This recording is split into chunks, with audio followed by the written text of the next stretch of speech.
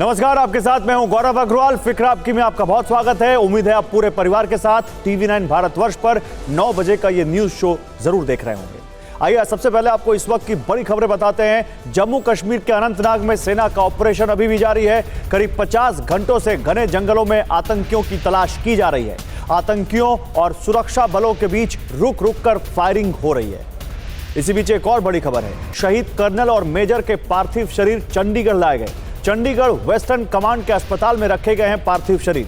कल शहीदों के पैतृक आवास भेजे जाएंगे ये पार्थिव शरीर। एक ब्रेकिंग न्यूज इस वक्त छत्तीसगढ़ से, जहां रायगढ़ में भी पीएम मोदी ने सनातन पर विपक्ष को घेरा है। कहा, इंडिया गठबंधन सनातन को मिटाने में जुटा है। राम के ननिहाल में लोगों को सनातन के लिए जागरूक करने आया हूं, यह कहा पीएम मोदी ने। उधर हेट स्पीच में केंद्रीय मंत्री के खिलाफ केस दर्ज किया गया है। गजेंद्र सिंह शेखावत के खिलाफ सिरोही में केस दर्ज हुआ है।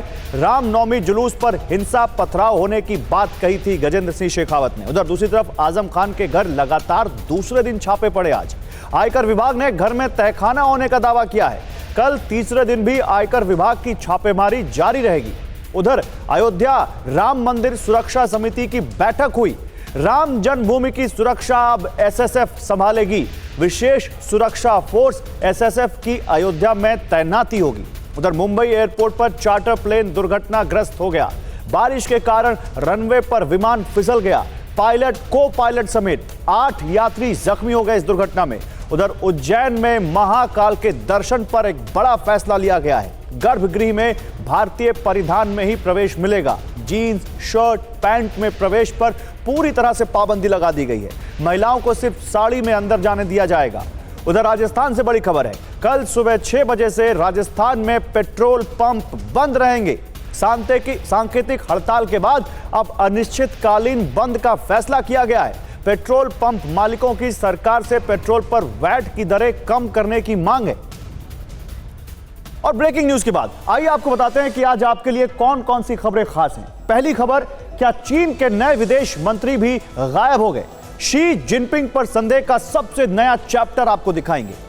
दूसरी खबर, दुनिया ने रूस में पुतिन किम की खतरनाक केमिस्ट्री देखी, लेकिन 20 सेकंड के वीडियो में दोनों के बीच भरोसे की कमी क्या आपने देखी, हम दिखाएंगे। तीसरी खबर, संसद में एलियन और आकाश में दिख गए यूएफओ, क्या मैक्सिको से लेकर चीन तक दूसरी दुनिया के सबूत मिल गए? और चौथी खबर, जान देकर जिन्होंने लिखी आतंकवाद के खिलाफ इबारत, आतंकियों के होश उड़ाने वाली राष्ट्रीय राइफल्स की वीर गाथा आज आप देखेंगे। और पांचवी खबर, प्रधानमंत्री ने तय किया मुद्दा सनातन ही होगा। क्या 2024 की सियासी लड़ाई का मैदान तैयार हो गया है? फिक्र आपकी में आज सबसे पहले खबर चीन से। चीन का पूरा सिस्टम रहस्यमय और संदिग्ध है। बीजिंग में क्या चल रहा है यह कोई नहीं जान सकता। यहां तानाशाही इस स्तर पर है कि जिनपिंग की नहीं सुनता, वो या तो खुद गायब हो जाता है जो जिनपिंग की नहीं सुनता, या फिर गायब करा दिया जाता है। ऐसा हम क्यों कह रहे हैं, यह जानने से पहले आपको वो वीडियो फिर से दिखाते हैं जो ब्रिक्स सम्मेलन के दौरान देखने को मिला था। शी जिनपिंग दक्षिण अफ्रीका के जोहान्सबर्ग गए थे। वहां उन्होंने जो शर्मिंदगी झेली, उनको जो शर्मिंदगी झेलनी पड़ी, उनके अनुवादक को सुरक्षा कर्मियों ने दरवाजे पर ही रोक दिया था। वो पूरी दुनिया ने देखा था। पूरी दुनिया ने उस वक्त देखा था कि जिनपिंग कैसे उस वक्त असहज हो गए थे। इस वीडियो को आपने टीवी पर कई बार देखा होगा, हो सकता है अपने फोन पर देखा हो सकता है सोशल मीडिया साइट पर देखा हो। आज हम इस वीडियो के बाद की खबर आपको बताने वाले। दावा है कि यह वीडियो सामने आने के बाद चीन के नए विदेश मंत्री बने वांग ही अचानक गायब हो गए। जी हां, सही सुन रहे हैं आप। इनसे पहले वाले विदेश मंत्री भी अचानक ही गायब हो गए थे। उसके बाद से चीन के रक्षा मंत्री भी लापता हैं। अब नए वाले विदेश मंत्री वांग ही के लापता होने का दावा किया जा रहा है। यह दावा क्यों हो रहा है, क्या सच्चाई है इसके पीछे? जिनपिंग के अपमान वाले इस वीडियो से विदेश मंत्री का क्या लेना देना है? इस सनसनीखेज दावे पर हमारी ये रिपोर्ट देखिए।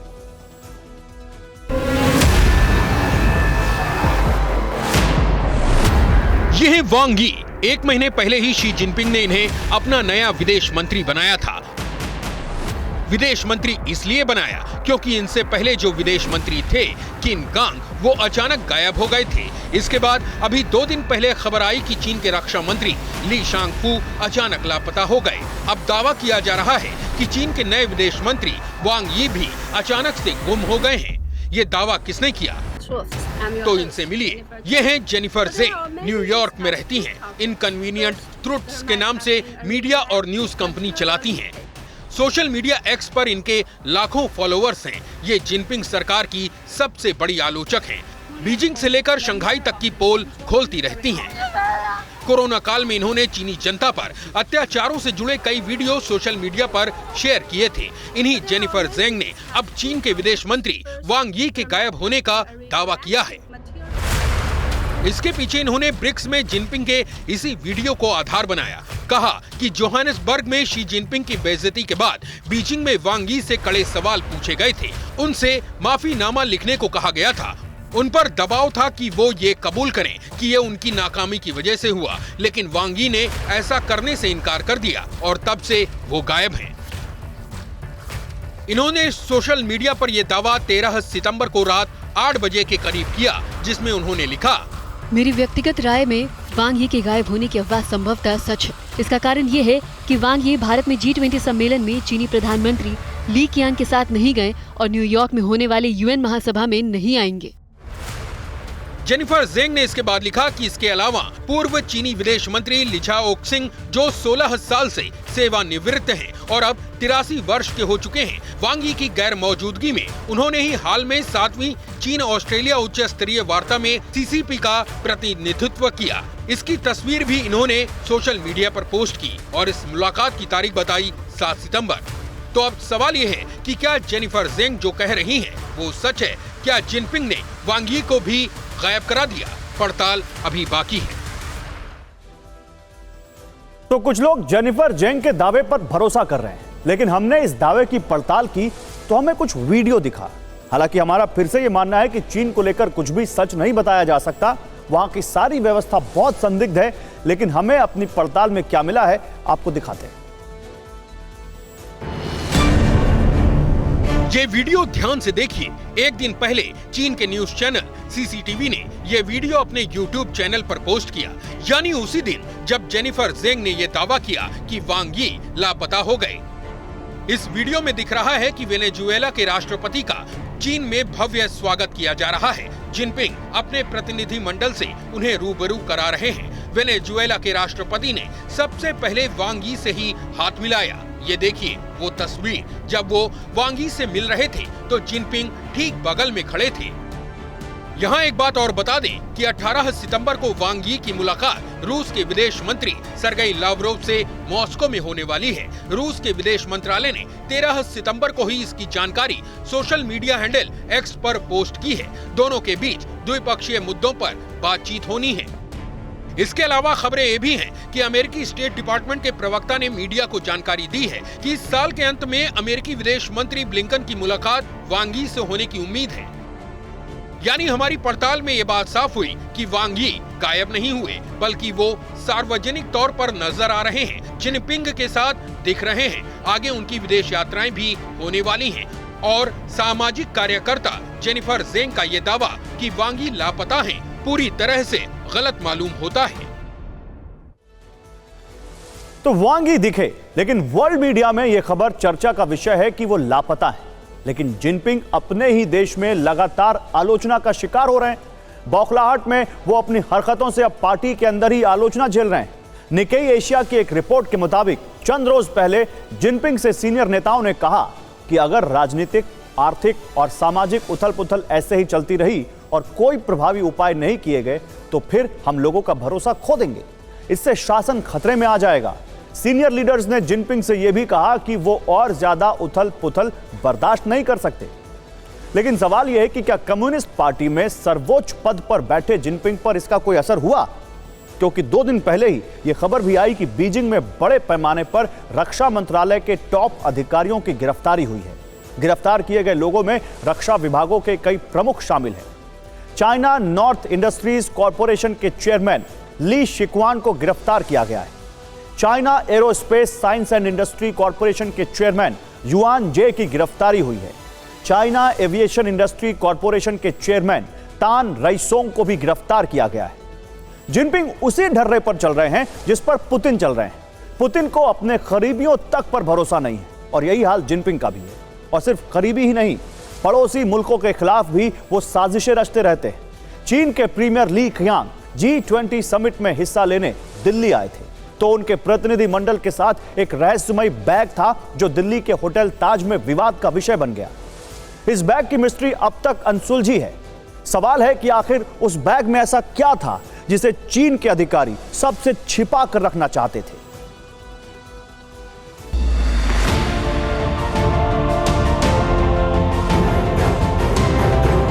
G20 में शिरकत करने के लिए चीन के प्रीमियर ली क़ियांग दिल्ली आए थे। उनके साथ डेलीगेशन में 6 लोग शामिल थे, जिनमें एक महिला थी। सभी होटल ताज में रुके हुए थे। यहां वो अपने साथ 20 बैग लेकर आए थे। इन बैग्स का साइज जरूरत से ज्यादा बड़ा था। ऐसा कहा जा रहा है कि सभी बैग्स की लंबाई और चौड़ाई 1-1 मीटर थी और ये बैग 10 इंच मोटे थे।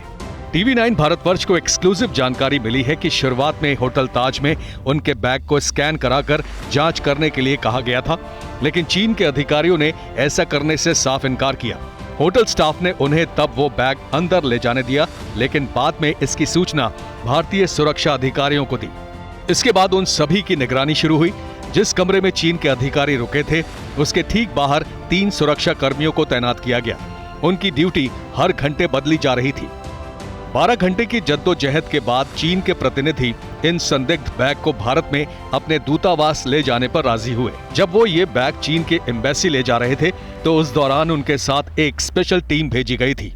मकसद ये देखना था कि क्या इन बैग की डिलीवरी दूतावास में हुई या नहीं। ऐसा दावा है कि उन बैग्स की चेकिंग वियना कन्वेंशन के कारण नहीं हो पाई थी, जिसके तहत किसी भी डिप्लोमेटिक बैग को खोला या जब्त नहीं किया जा सकता है।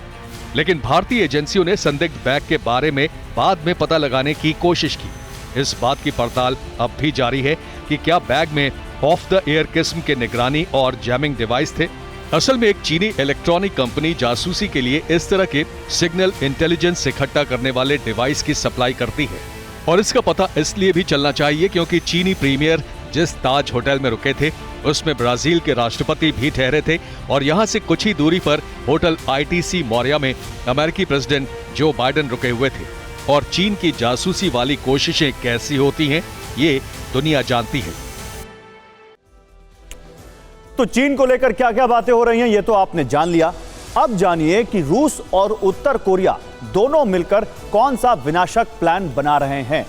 आपकी टीवी स्क्रीन पर रूस की नॉर्दर्न फ्लीट की विध्वंसक ड्रिल की तस्वीरें हम दिखाने जा रहे हैं। किम के रूस दौरे के वक्त रूसी युद्धपोतों ने समंदर में अपनी ताकत दिखाई। युद्धपोतों से एंटी सबमरीन हथियार और मिसाइलें दागी गई। ड्रिल की टाइमिंग अपने आप में बेहद अहम है। यह ड्रिल ऐसे वक्त में हुई है जब किम जोंग उन ने पुतिन के साथ रूसी पैसिफिक फ्लीट का दौरा किया। किम ने फ्लीट का युद्धाभ्यास और मिलिट्री परेड देखी। इसके साथ ही वो रूस की एविएशन फैक्ट्री में भी गए। खबरें हैं कि पुतिन और किम ने एक दूसरे को राइफल भी गिफ्ट की है। पुतिन किम की इस सारी कवायद का मकसद क्या है? क्या रूस और उत्तर कोरिया किसी महाविनाशक प्लान पर काम कर रहे हैं? इस रिपोर्ट में देखिए।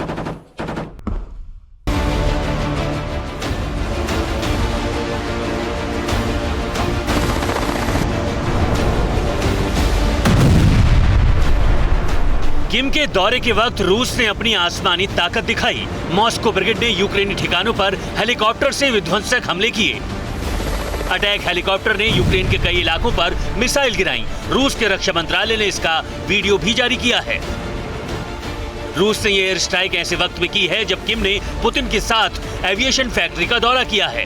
खबरें हैं कि किम पुतिन के बीच बड़ी एयर डील हो सकती है। मीडिया रिपोर्ट्स के मुताबिक किम जोंग अपनी एयरक्राफ्ट फ्लीट को अपग्रेड करना चाहते हैं। उत्तर कोरिया रूस से सुखोई 35 फाइटर जेट खरीद सकता है। उत्तर कोरिया अपनी फ्लीट को आधुनिक बनाने के लिए नए मेंटेनेंस पार्ट्स खरीद सकता है। रूस उत्तर कोरिया के बीच रूस ईरान जैसी एयरक्राफ्ट डील संभव है। इसके अलावा Kim Jong Un Pacific fleet के दौरे पर भी गए, क्योंकि कहा जा रहा है कि रूस उत्तर कोरिया को हथियारों के बदले में अपनी सबमरीन तकनीक ट्रांसफर करेगा। यही वजह है कि पुतिन किम को अपनी एयर और नेवल दोनों ताकत दिखा रहे हैं। पैसिफिक फ्लीट और एविएशन फैक्ट्री का दौरा इसी विध्वंसक डील का चैप्टर है। तो रूस दौरे पर अब तक आप पुतिन और किम के बीच की केमिस्ट्री देख रहे हैं। सवाल यह है कि दोनों के रिश्तों में सब कुछ जैसा दिख रहा है, क्या वाकई ऐसा है? क्योंकि किम पुतिन की मुलाकात से पहले का 20 सेकंड का एक वीडियो आया है सामने। इस वीडियो ने पूरी दुनिया को हैरत में डाल दिया है, क्योंकि वीडियो के हवाले से जो दावा किया जा रहा है वो बेहद चौंकाने वाला है।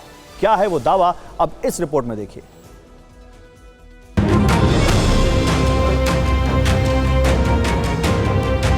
पुतिन किम को एक दूसरे पर भरोसा नहीं।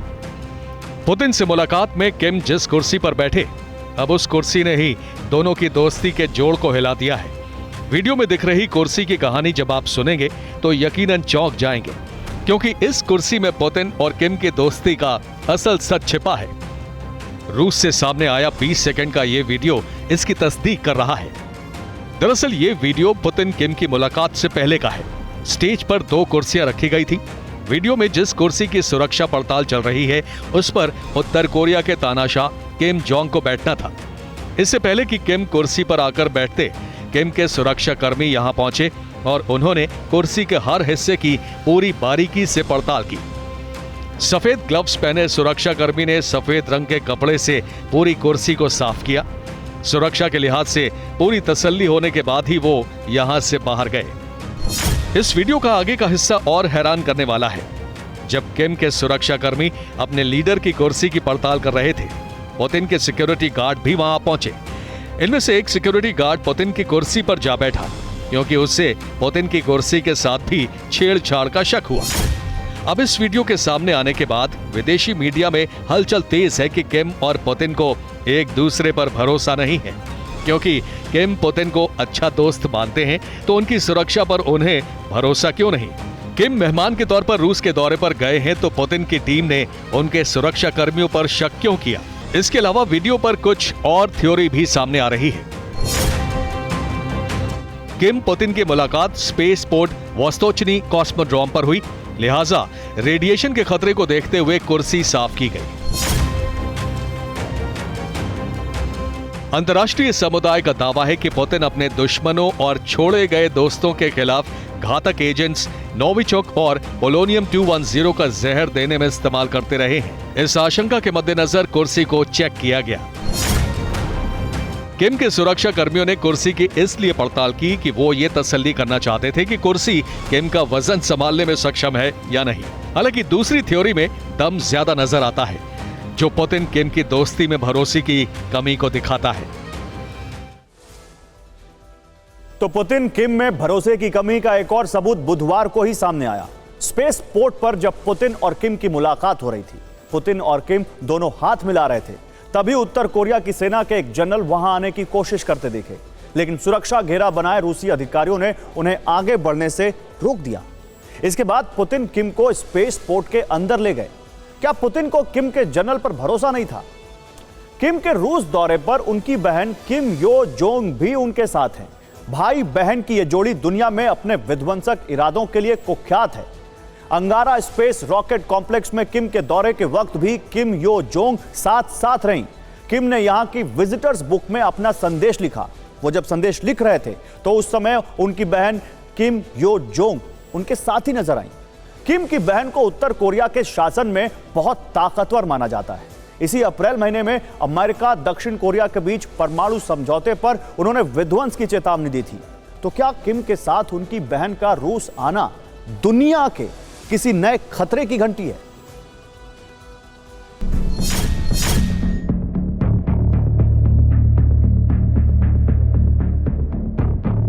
किम यो जोंग, दुनिया जिसे नॉर्थ कोरिया के तानाशाह किम जोंग उन की इकलौती बहन के तौर पर जानती है।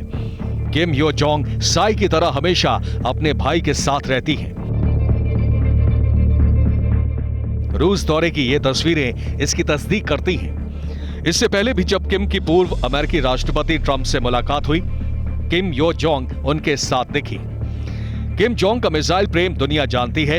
हालांकि किम की बहन भी कम खतरनाक नहीं है। वो खुलकर अमेरिका और पश्चिमी देशों को युद्ध की धमकी देती है। अमेरिका ने जब उत्तर कोरिया के खतरे के खिलाफ दक्षिण कोरिया में परमाणु हथियार तैनात करने का समझौता किया, किम यो जोंग ने उसका कड़ा जवाब दिया। किम यो जोंग ने चेतावनी दी है कि अमेरिका और दक्षिणी कोरिया के समझौते से हालात और खतरनाक मोड़ ले सकते हैं। इस समझौते का जिक्र करते हुए किम यो जोंग ने कहा, दुश्मन जितना ही परमाणु युद्ध को लेकर आगे बढ़ेंगे और कोरियाई प्रायद्वीप में जितने परमाणु हथियार तैनात करेंगे, हम अपनी उतनी ताकत के साथ जवाबी कार्रवाई करने के अपने अधिकार का इस्तेमाल करेंगे।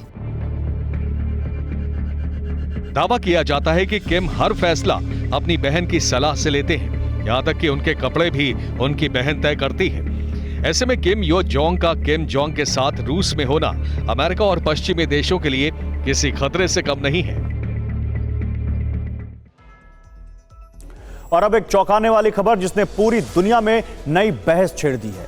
जी हां, दूसरी दुनिया वीडियो सबूत। यह डिबेट मेक्सिको की संसद से आई एक तस्वीर की वजह से शुरू हुई है। 2 कंकालों के एलियंस होने का दावा है। यह आप भी जान गए होंगे, लेकिन हम जो आपको बताने जा रहे हैं उस पर आपका ध्यान शायद नहीं गया होगा। दुनिया जब मेक्सिको का वीडियो देख रही थी, तब चीन के आसमान में भी एक रहस्यमयी चीज दिखी। 15 सेकंड के इस वीडियो को ग्लोबल टाइम्स ने ट्वीट किया है। वही ग्लोबल टाइम्स जो वहां की सरकार का मुखपत्र माना जाता है। आसमान में दिखने वाली इस रहस्यमयी रोशनी को यूएफओ बताया जा रहा है। सोशल मीडिया पर यह वीडियो तेजी से वायरल हो रहा है। यह रिपोर्ट देखिए। बुधवार की रात आसमान में दिखने वाली इस तेज रोशनी ने चीन के लोगों को चौंका दिया। एक साथ ये 2 चमकती चीज बीजिंग, जियांगसू, शेडोंग और तियाजिन के आकाश में दिखी, जो पूरी रफ्तार से शहर दर शहर उड़ रही थी। लोगों को जब ये देखा तो वो जहां थे वहीं ठहर गए। उन्होंने इसका वीडियो बनाया और शेयर करना शुरू कर दिया। इसके यूएफओ यानी अनआइडेंटिफाइड फ्लाइंग ऑब्जेक्ट होने का दावा है। जिस वक्त ये रहस्यमयी रोशनी आसमान में थी, तब नीचे सड़कों पर भारी ट्रैफिक था। आपको बता दें, इसी साल फरवरी में चीन के शेडोंग में यूएफओ देखा गया था, जिसके बाद वहां की वायुसेना ने उसे मार गिराने की तैयारी तक कर ली थी। तो चीन की पिक्चर तो आपने देख ली। अब चलते हैं वहां से करीब 13,000 किलोमीटर दूर मेक्सिको, जहां की संसद से आई तस्वीर ने एलियंस के अस्तित्व को एक नया एंगल दे दिया है। बुधवार को मेक्सिको की संसद में 2 शवों के कंकाल दिखाए गए। दावा किया गया कि ये इंसानों के नहीं बल्कि एलियंस के कंकाल हैं। दावा यह भी किया गया कि कथित एलियंस के शव करीब 1000 साल पुराने हैं। ये कंकाल वहां के पत्रकार जैमे मौसन ने पेश किए। मौसन लंबे समय से उड़न तस्तरियों यानी यूएफओ पर अध्ययन कर रहे हैं।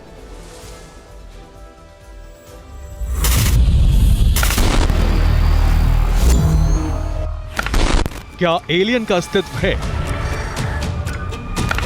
क्या एलियन यूएफओ के जरिए पृथ्वी पर आते रहते हैं? ये ऐसे सवाल हैं जिन पर लगातार बहस होती रहती है। हालांकि ज्यादातर लोग इसे नकारते हैं, लेकिन ऐसे लोगों की भी कमी नहीं है जिन्होंने न केवल समय समय पर उनकी मौजूदगी का दावा किया, बल्कि उनके होने का प्रमाण भी दिया। इस बार ये दावा पत्रकार जैमे मौसन ने किया। अपनी बात को साबित करने के लिए वो 2 बक्से संसद में लेकर आए।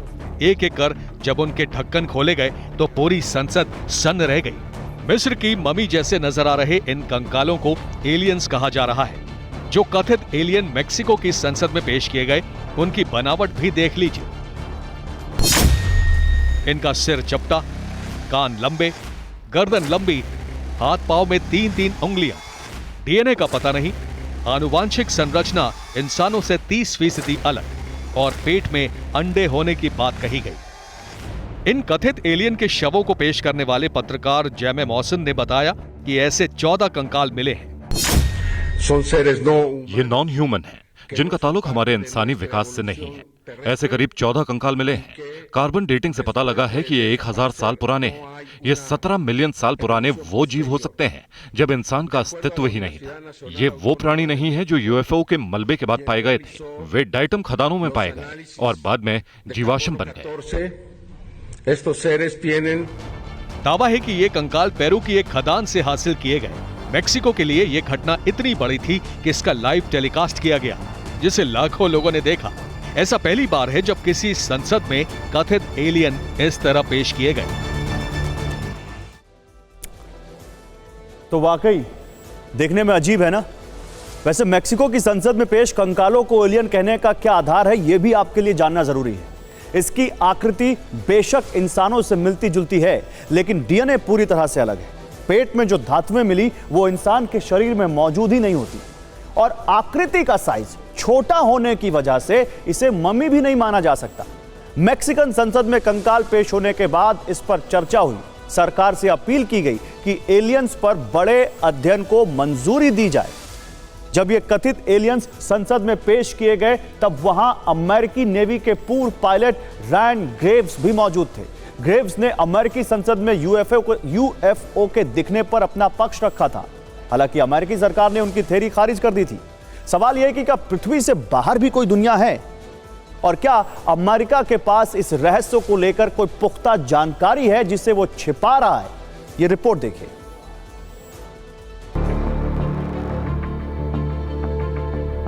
छब्बीस जुलाई 2023 यही वो तारीख है जब अमेरिकी संसद में यूएस नेवी के 2 और अमेरिकी मिलिट्री के एक पूर्व अधिकारी से एलियन और उसके स्पेसक्राफ्ट्स के बारे में पूछताछ हुई। इनके नाम हैं रायन ग्रेव्स, डेविड फ्रेवर और डेविड क्रूश। तब तीनों ने हैरान करने वाले खुलासे किए थे।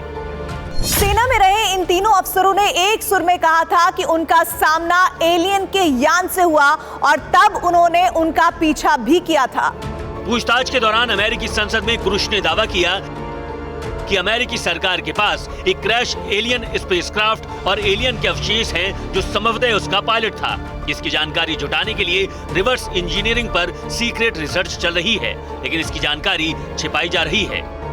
हालांकि अमेरिकी रक्षा विभाग पेंटागन ने इन दावों को खारिज कर दिया था। लेकिन डेविड ग्रुश का बयान इसलिए अहम है क्योंकि वो अमेरिकी रक्षा विभाग में यूएपी से जुड़ी घटनाओं की जांच के प्रभारी रह चुके हैं। अमेरिका में यूएफओ को यूएपी यानी अनआइडेंटिफाइड एरियल फिनोमेना कहा जाता है। तो ऐसे में सवाल ये है कि क्या वाकई अमेरिका के पास ऐसा कुछ है जिसे वो दुनिया से छिपा रहा है। यहाँ आपको ये भी बता दें कि 2020 में यूएफओ की जांच के लिए अमेरिकी टास्क फोर्स बनाई गई थी, जिसके मुताबिक 2004 से 2021 के बीच 144 यूएफओ के बारे में जानकारी मिली। रिपोर्ट में यूएफओ देखे जाने की पुष्टि नहीं, लेकिन यूएफओ के होने को खारिज भी नहीं किया, और कहा गया कि इस तरह के ऑब्जेक्ट पृथ्वी पर एलियंस के आने का संकेत हो सकते हैं। अमेरिकी टास्क फोर्स की इस रिपोर्ट के बाद एलियन की मौजूदगी पर चर्चा अगले मुकाम तक पहुंच गई।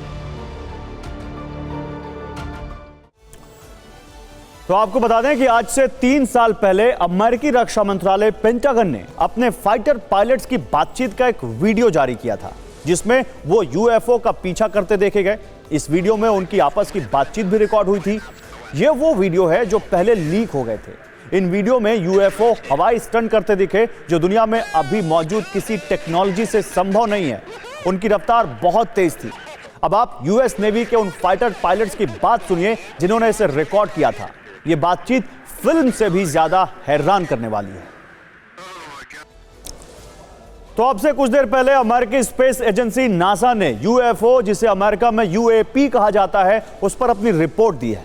अमेरिकी सरकार ने बार बार यूएपी के रहस्यों और खतरों से जुड़े सवाल के बाद इस पर रिसर्च करने का काम नासा को सौंपा था, जिस पर एजेंसी ने अपनी रिपोर्ट जारी की है। उन्होंने कहा है कि सारे डेटा की पड़ताल करने के बाद वो इस नतीजे पर पहुंचे हैं कि अमेरिका के आसमान को यूएपी यानी यूएफओ से कोई खतरा नहीं होगा। The presence of UAP raises serious concerns about the safety of our skies, and it's this nation's obligation to determine whether these phenomena pose any potential risks to airspace safety. Let's not forget that the first A in NASA is aeronautics. So by understanding the nature of UAP, we can ensure that our skies remain a safe space. अच्छा देखिए, इस पूरी बातचीत में जिन्होंने कही सबसे ज्यादा दिलचस्प क्या है, ये जो ऐसा यूएफओ जो दिखने वाला, ये प्रतीकात्मक तस्वीर है। ऐसा कुछ अगर वहां के उन पायलट्स को दिखा था तो नासा ने कहीं नकारा नहीं है। वो कह रहे हैं कि अमेरिका को खतरा नहीं है। समझिए बिटवीन द लाइंस क्या है यहां पर। वैसे मेक्सिको के पत्रकार जैमे मौसन ने 2017 में भी 5 एलियन ममी मिलने का दावा किया था, लेकिन बाद में वो इंसानों के बच्चे निकले थे। तो ऐसा नहीं है कि सारे दावे एकदम सच हैं। यूएफओ हो या एलियंस, इनको देखने के दावे तो कई बार हुए हैं, लेकिन कोई ठोस प्रमाण नहीं मिला है। हालांकि इस बहस को हॉलीवुड और बॉलीवुड ने भी बहुत आगे बढ़ाया है। ऐसी कई फिल्में आई हैं जिनमें एलियंस के अस्तित्व को दिखाया गया है। हम भी इसकी पुष्टि नहीं कर सकते, लेकिन मेक्सिको की संसद में पेश किए गए कंकालों ने एक नई चर्चा जरूर छेड़ दी है। खैर, आगे बढ़ते हैं और अब खबर देश की रक्षा के लिए सर्वोच्च बलिदान देने वाले वीर सपूत की, राष्ट्रीय राइफल्स के वीर योद्धा की, जम्मू कश्मीर पुलिस के साहसी डीएसपी हुमायूं भट्ट की, जिनकी शहादत को नम आंखों से आज पूरा देश सलाम कर रहा है।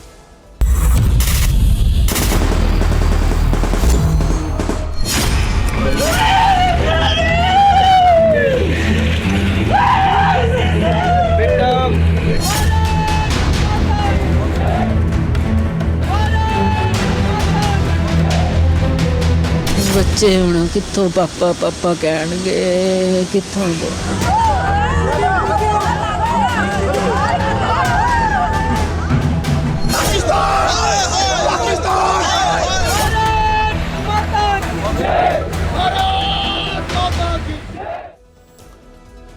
तो देश को संपूर्ण सुरक्षा देते हुए हमारे 4 जाबाजों ने शहादत दे दी। अनंतनाग में आतंकियों के साथ मुठभेड़ में कर्नल मनप्रीत सिंह, मेजर आशीष धोचक, डीएसपी हुमायूं भट्ट और राइफलमैन रवि कुमार शहीद हुए।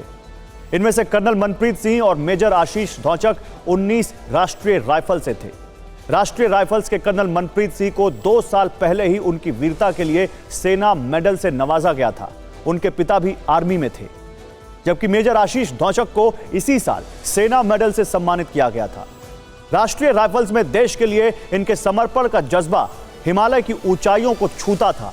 अब इन शहीदों के परिवारों में मातम पसरा है, पूरा देश गमजदा है, लेकिन राष्ट्रीय राइफल्स के बहादुरों को सैल्यूट भी कर रहा है, जिसका लक्ष्य घाटी से आतंक का पूरी तरह सफाया है। इसलिए आज हम आपको इन शहीदों के घर में सीना छलनी करने वाली ग्राउंड रिपोर्ट भी दिखाएंगे और शौर्य और साहस की मिसाल राष्ट्रीय राइफल्स की वीर गाथा भी सुनाएंगे, जो कश्मीर में आतंकियों को चुन चुन कर और तड़पा तड़पा कर मारती है।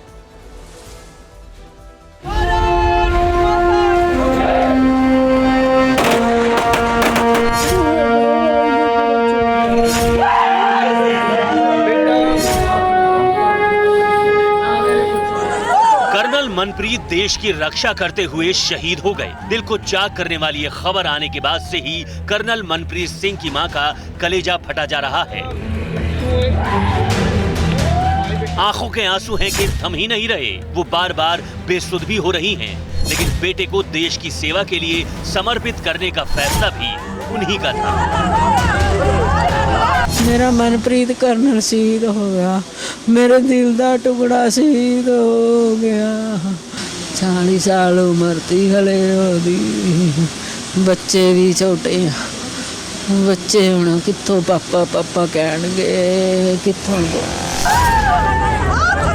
देश के लिए न्यौछावर होने का यही जज्बा कर्नल मनप्रीत में था, जिसे राष्ट्रीय राइफल्स ने ही रोम रोम में भर दिया था। 2 राइफल्स, अशोक चक्र और उसके नीचे दर्ज युद्ध वाक्य, दृढ़ता और वीरता, यही निशानी है बहादुर यूनिट की, जिसका टारगेट ही कश्मीर को आतंक से मुक्त कराना है। राष्ट्रीय राइफल्स एक ऐसी यूनिट जिससे आतंकी भी खौफ खाते हैं। कश्मीर के अनंतनाग में चल रही मुठभेड़ में आतंकियों से लोहा लेने का काम इसी यूनिट की बटालियन के वीर जवान कर रहे थे, जिसे खुद कर्नल मनप्रीत लीड करते हुए शहीद हो गए। अरे जो ये घाटा पड़ा है ये तो पूरा होएगा नहीं। जो पहाड़ टूटा है उसको भी झेलेंगे, लेकिन जो उन्होंने कुर्बानी दी है देश के लिए, वो हमें भी उसकी कुर्बानी पे बहुत मान है। इस मुठभेड़ में कर्नल मनप्रीत सिंह के साथ मेजर आशीष भी शहीद हुए। वो भी इसी बहादुर बटालियन का हिस्सा थे। मेजर आशीष की मां को अपने बेटे की बहादुरी और सर्वोच्च बलिदान पर फक्र है। हाँ, मेरे क्लोज थे वो, हमारे से बातें करते थे। बेटा था हमारा, खुद मेरे को पापा बोलता था वो। आसान नहीं है, आप हौसला रखिए, क्योंकि आप परिवार के मुखिया हैं, गार्जियन हैं। मेजर आशीष में देश के लिए मरने और मारने की जिद भी राष्ट्रीय राइफल्स से मिली थी। राष्ट्रीय राइफल्स भारतीय सेना की सबसे बहादुर यूनिटों में से एक है। ये सबसे खास इसलिए है क्योंकि ये सेना की एकमात्र ऐसी बटालियन है जिसमें इन्फेंट्री, आर्टिलरी, आर्म्ड, सिग्नल से लेकर इंजीनियर तक सब सैनिक एक साथ एक ही लक्ष्य यानी आतंक के सफाई के लिए काम करते हैं। आधुनिक प्रशिक्षण और अत्याधुनिक हथियारों से लैस इसी बटालियन को कश्मीर में ऑपरेशन ऑल आउट की जिम्मेदारी मिली हुई है। राष्ट्रीय rifle is another way of life, another way of life in Indian army. क्योंकि राष्ट्रीय राइफल जो काम कर रही है वो शायद, मैं कहता हूं कि शायद इंडियन आर्मी से भी मुश्किल काम कर रही है। 1990 में बनी ये बटालियन आतंकियों के लिए सर्वनाश का पर्याय है। दहशतगर्दों को खोजना, आत्मसमर्पण कराना या फिर मार गिराना ही 3 दशक से इनका असल मकसद है। और आज हम राष्ट्रीय राइफल्स की बात इसलिए भी कर रहे हैं क्योंकि पूरे भारत में गम और गुस्से के साथ इस बात का विश्वास भी है कि राष्ट्रीय राइफल्स के योद्धा देश के सीने पर हुए इस गहरे आघात का प्रतिशोध जरूर लेंगे, क्योंकि ऐसा पहली बार नहीं होगा। इससे पहले कई बार राष्ट्रीय राइफल्स ने हर शहादत का बदला लिया है। ऐसा ही एक नाम कश्मीर में आतंकियों का पोस्टर बॉय बन रहे बुरहान वानी का था, जिसे राष्ट्रीय राइफल्स के जवानों ने 8 जुलाई 2016 में कोकरनाग में ही मिट्टी में मिला दिया था। आतंकी समीर टाइगर उर्फ समीर अहमद भट्ट, जिसने एक वीडियो जारी करके राष्ट्रीय राइफल्स के मेजर रोहित शुक्ला को चुनौती दी थी, लेकिन जब मेजर शुक्ला उसके सामने आए तो आतंकी समीर टाइगर इस दुनिया से उठ गया। इसी तरह कश्मीर में लगातार आतंकी हमलों और जवानों की शहादत के बाद राष्ट्रीय राइफल्स ने 23 मई 2019 को पुलवामा में आतंकी जाकिर मूसा का काम तमाम कर दिया था। फिर 6 मई 2020 को बुरहान वानी की जगह ले रहे हिजबुल आतंकी रियाज नायकू को राष्ट्रीय राइफल्स ने मारकर हंदवाड़ा में भारतीय जवानों की शहादत का बदला लिया था। शहादत की ऐसी ही मिसाल जम्मू कश्मीर पुलिस के डीएसपी हुमायूं भट्ट थे। आज आपको शहीद हुमायूं भट्ट की आखिरी विदाई की वो तस्वीर जरूर देखनी चाहिए, जिसमें उनके पिता बेटे के ताबूत के पास आए और गुमसुम खड़े रहे, फिर लौट गए। 15 सेकंड के वीडियो में शहीद सपूत के सामने पूर्व आईपीएस को देख पूरा देश रो पड़ा। चंद कदमों पर ही जाबाज बेटे हुमायूं भट्ट का पार्थिव शरीर था। वो पहले हाथ पर हाथ बांधे आगे बढ़े, ना ही पैर ठिठके, ना ही चेहरे पर कोई भाव दिखा। वो 10-15 कदम आगे बढ़े, तिरंगे में लिपटे बेटे को श्रद्धांजलि दी, कुछ क्षण के लिए रुके, कॉफिन को देखा और फिर वापस चले गए। ना ही मन में कसक दिखी, ना ही आंखें नम दिखी। एक पिता की 15 सेकंड में तस्वीर जिसने भी देखी, एक ही बात जुबान से निकली, ऐसे पिता का बेटा ही हुमायूं भट्ट हो सकता है। जिस पिता को बेटे के खोने का गम तो है, लेकिन देश के लिए सब कुछ न्योछावर करने का अभिमान भी है। हुमायूं भट्ट के पिता गुलाम हसन भट्ट भी जम्मू कश्मीर पुलिस में डीआईजी थे और देश के लिए हर बलिदान देने के लिए तैयार रहते थे। डीएसपी हुमायूं भट्ट के आदर्श भी उनके पिता थे, तभी तो आतंकियों से मुकाबला करते हुए इस नौजवान ने सीने पर गोली खाई। उनकी शहादत को सलाम करते हुए ही अंतिम विदाई देने पूरा इलाका उमड़ पड़ा। बुजुर्ग और जवान हर शख्स शहीद डीएसपी के जनाजे को कंधा देने पहुंचा। 2018 बैच के अधिकारी हुमायूं की पिछले साल ही शादी हुई थी। बताते हैं कि उनकी पत्नी ने 26 दिन पहले ही बच्चे को जन्म दिया था। परिवार में खुशी का माहौल था, लेकिन घर में जहां किलकारियां गूंज रही थी, अब लोगों की आंखों में आंसू हैं। किसी भी परिवार के लिए इससे बड़ी त्रासदी भला क्या हो सकती है कि पिता के बुढ़ापे की लाठी और एक मासूम के सिर से पिता का साया उठ गया। इसे ही शायद दुखों का पहाड़ कहा गया है, लेकिन गुलाम हसन भट्ट ने अपने इसी दुख और आंसुओं को अंतिम विदाई में भी छिपाए रखा। वाकई आप इनकी कुर्बानी की जितनी भी तारीफ करिए, जितनी भी मिसाल दीजिए, कम है जो उन्होंने देश के लिए किया है। लेकिन चलिए अब आगे बढ़ते हैं और आज की एक और बड़ी खबर। अब बात उस शब्द की जो इंडिया गठबंधन के लिए एक बड़ा चुनावी कांटा साबित हो सकता है। हम बात कर रहे हैं सनातन शब्द की और उस पर हो रहे विवाद की। सनातन पर दक्षिण भारत से उठे शोर को इंडिया में शामिल उत्तर भारत की पार्टियां दबाने की कोशिश कर रही हैं, लेकिन प्रधानमंत्री नरेंद्र मोदी ने साफ कर दिया कि वो सनातन के मुद्दे को दबने नहीं देंगे। प्रधानमंत्री के 2 चुनावी राज्यों मध्य प्रदेश और छत्तीसगढ़ के दौरे में सनातन का मुद्दा छाया रहा। पीएम मोदी पहले मध्य प्रदेश के सागर जिले के बीना गए, जहां उनका भव्य स्वागत हुआ। प्रधानमंत्री मोदी मध्य प्रदेश के सीएम शिवराज सिंह चौहान और बीजेपी प्रदेश अध्यक्ष बीडी शर्मा के साथ खुली गाड़ी में सवार होकर रैली स्थल पहुंचे। बीना के बाद जब प्रधानमंत्री छत्तीसगढ़ के रायगढ़ पहुंचे तो वहां भी उनका जबरदस्त स्वागत हुआ। प्रधानमंत्री ने रायगढ़ में एक रोड शो किया। दोनों राज्यों में साल के आखिर में विधानसभा चुनाव है, इसलिए प्रधानमंत्री के भाषण में चुनाव की बातें भी खूब हुई। प्रधानमंत्री मोदी ने दोनों राज्यों में सनातन का मुद्दा जोर शोर से उठाया। पहले बीना में और फिर रायगढ़ में प्रधानमंत्री ने सनातन को विपक्ष पर हमले का हथियार बना दिया। पीएम मोदी ने इंडिया गठबंधन को बार बार इंडी अलायंस कहा, INDI, इंडी अलायंस। बार बार इसे घमंडिया गठबंधन कहकर पुकारा। सनातन पर प्रधानमंत्री ने लंबी बात की। आपको उनकी लंबी बात के कुछ चुनिंदा अंश सुनाते हैं।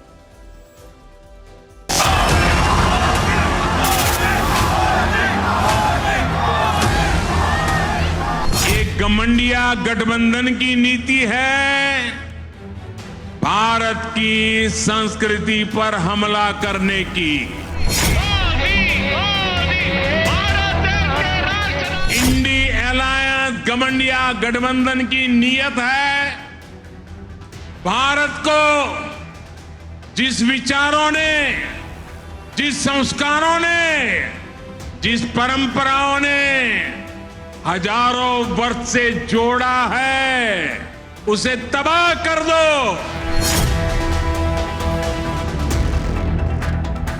जिस सनातन से प्रेरित होकर देवी अहल्याबाई होलकर ने देश के कोने कोने में सामाजिक कार्य किए, ये इंडी अलायंस उस सनातन संस्कारों को, परंपरा को समाप्त करने का संकल्प लेकर के आए हैं। जिस सनातन को गांधी जी ने जीवन पर्यंत माना, एक घमंडिया गठबंधन के लोग उस सनातन परंपरा को समाप्त करना चाहते हैं। तो प्रधानमंत्री मोदी ने आज ये बात साफ कर दी है कि वो सनातन का मुद्दा आगे भी उठाएंगे, क्योंकि जब वो रायगढ़ में बोले तो उन्होंने वहां लोगों से कहा कि वो भगवान राम के ननिहाल में लोगों को जागरूक करने आए। वैसे पीएम मोदी की ये टारगेट रेंज में सीधे कांग्रेस और दूसरी पार्टियां, इसलिए जैसे ही प्रधानमंत्री मोदी ने सनातन की बात की, विपक्षी दलों के नेता रिएक्शन देने लगे। इस तरह आज सनातन पर दोनों तरफ से खूब जुबानी जंग हुई।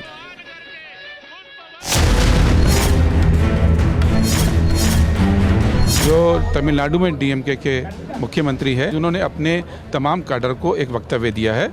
उसमें कहा है कि ये जो मुद्दा है, इस मुद्दे पे वो ज़्यादा बातचीत नहीं करें। उन्होंने कहा है कि बेरोजगारी का मुद्दा है, भ्रष्टाचार का मुद्दा है, पूरी डिबेट को इन मुद्दों पर रखना है।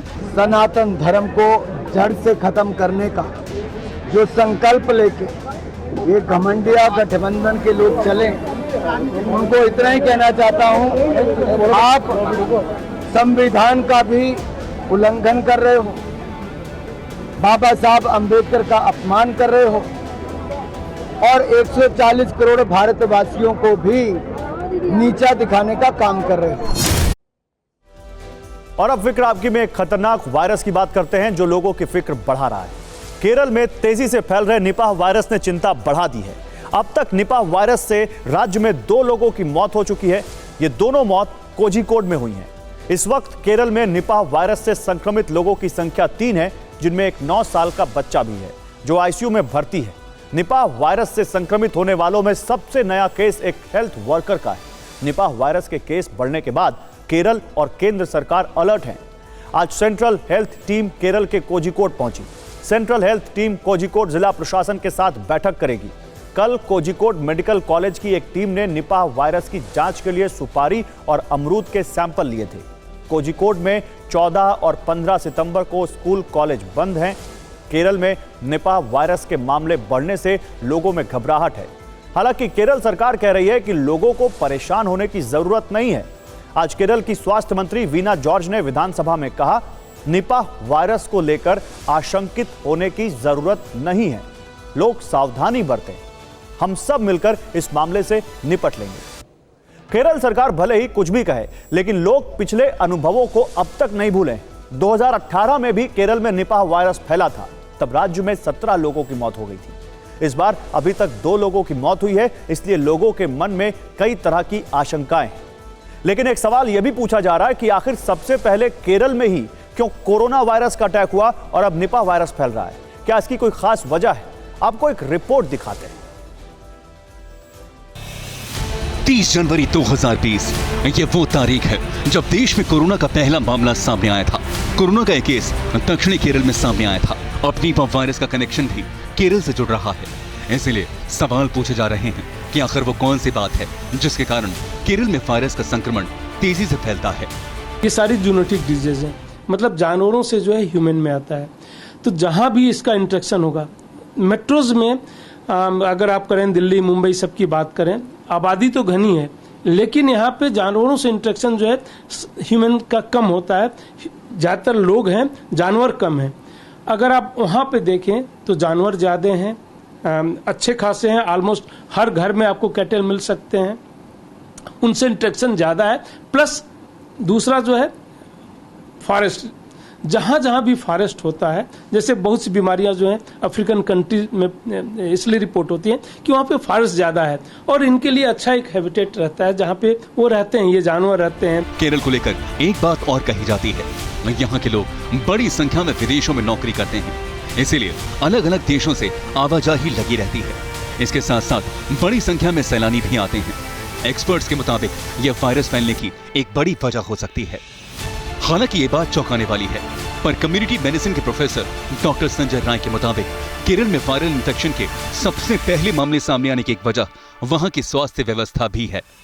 केरल का हम देखें तो पब्लिक हेल्थ सिस्टम जो है बढ़िया डेवलप्ड है, स्पेशली प्राइमरी हेल्थ केयर की जब हम बात करते हैं तो अच्छा डेवलप्ड है, तो डिटेक्शन होने की संभावना ज्यादा रहती है। डॉक्टर संजय राय के मुताबिक केरल में निपाह वायरस फैलने की एक वजह चमगादड़ हो सकता है।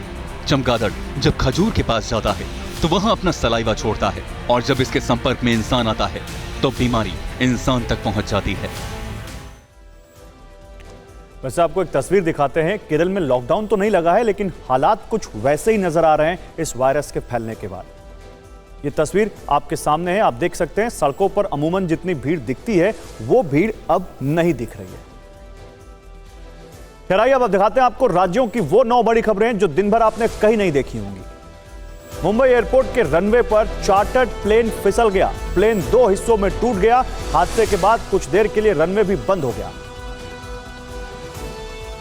लखनऊ पुलिस मुख्यालय में एनएसजी कमांडो की हुई मॉक ड्रिल, सीएम योगी भी मौजूद रहे। कल विधानसभा परिसर में यह मॉक ड्रिल की गई थी।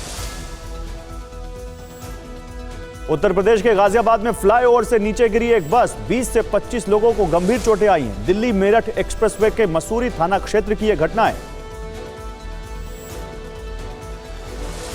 हापुड़ लाठीचार्ज को लेकर फिर लखनऊ में सड़कों पर उतरे सैकड़ों वकील, पुतला फूंक कर किया जबरदस्त प्रदर्शन। मध्य प्रदेश में पोस्टर वॉर तेज हो गई। आज कांग्रेस ने सीएम शिवराज सिंह चौहान के खिलाफ फिल्मी पोस्टर जारी किए। पहले फिल्म जवान की तर्ज पर पूर्व सीएम कमलनाथ का पोस्टर जारी किया गया था। उत्तर प्रदेश के रामपुर में आजम खान के घर इनकम टैक्स की छानबीन आज भी हुई। अली जौहर ट्रस्ट से जुड़े 9 सदस्यों के आवास पर छापे मारे गए। बिहार के मुजफ्फरपुर में बागमती नदी में बच्चों से भरी नाव पलट गई। 12 से ज्यादा लापता बताए जा रहे हैं। 34 बच्चे इस नाव पर सवार थे। सीएम ने पीड़ित परिवारों की मदद का भरोसा दिया है। पंजाब के भगत सिंह यूनिवर्सिटी में जोरदार हंगामा हुआ। नर्सिंग के छात्रों ने अपनी मांग को लेकर प्रदर्शन किया। पुलिस ने लाठीचार्ज किया।